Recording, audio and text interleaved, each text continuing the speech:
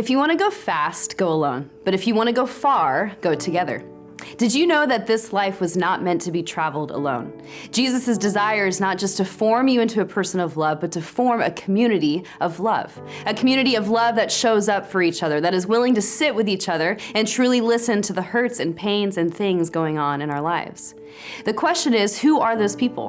Where do we find that community? How do we grow into a community of love? How can CSM be formed by Jesus into a community of love, where all we know how to do community here is to love one another well so that we may grow in relationship with Jesus? Where the gossip doesn't exist, where the looks of judgment cease to be known, where conflict is dealt with in a way that Jesus would want, where all we want is for the best for everyone, every person we encounter in these spaces. In the book of Mark, we read something interesting about who Jesus classifies as his family and what this means for us. So we're going to read from Mark 3:31 through 35, but before we do, I want to give you some context. Jesus is about to be accused by his family and teachers of the law, which is insane because these are two groups of people that should have Jesus' back. In verse 21, it says, "When his family heard about this, they went to take charge of him, for they said, 'He is out of his mind.'" Let me list out a few reasons why his family and these teachers thought he was out of his mind. He left a prosperous business to become a preacher. Religious and political leaders plotted to murder him, but he didn't back down, so they were afraid for Jesus' sake. Huge crowds started to follow him, and they knew fame and attention and the celebrity mindset could get to someone's head.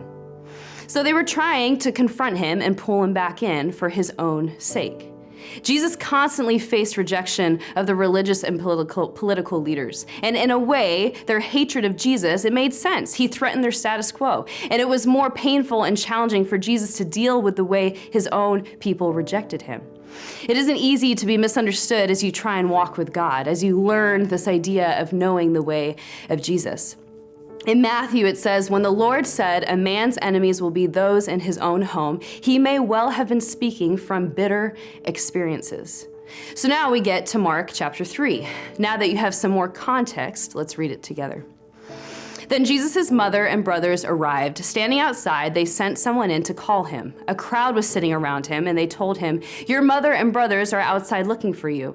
'Who are my mother and my brothers?' he asked. When he looked at those seated in a circle around him and said, 'Here are my mother and my brothers. Whoever does God's will is my brother and sister and mother.'"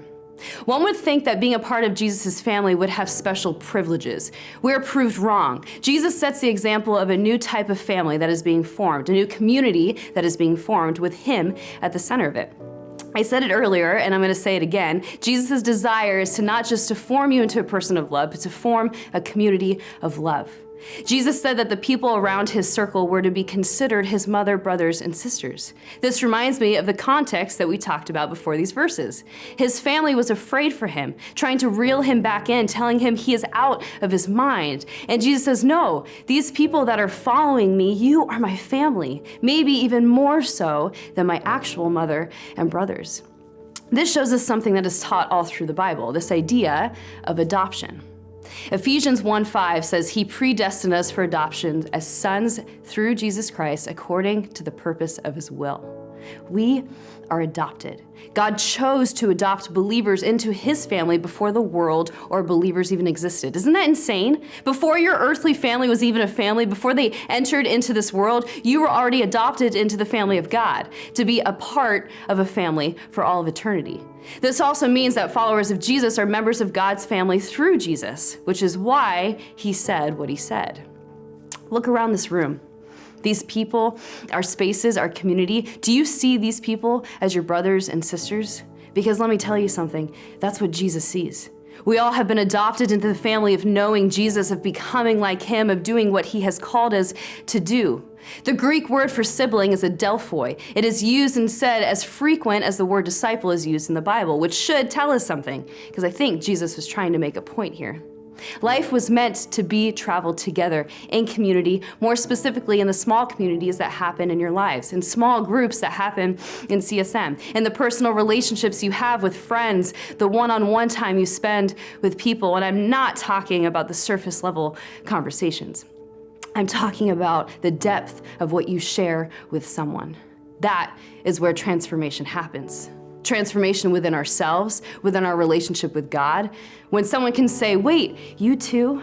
Or someone that can call us out on our crap because they care, because they love us. Someone that can stop and truly listen to our stories and not have a response ready to go when we stop talking. It's possible to go to a church and be in a small group and never have these relationships. You see, church is meant for deep relationships. When it goes right, it's a glimpse of what eternity looks like. When it's wrong, it's painful. Susie Hosh, who's a therapist, says this: our deepest wounds come from relationships, but so does our deepest healing. And I'm here to tell you that it's worth it, because when it's right, we experience what eternity looks like. If Jesus has adopted us and called us siblings because of who he says we are, then how does that change things for us? How does that change things for our relationships in this space? How does this change things for how we care and love and hold each other accountable in CSM? If you want to go fast, go alone. But if you want to go far, go together.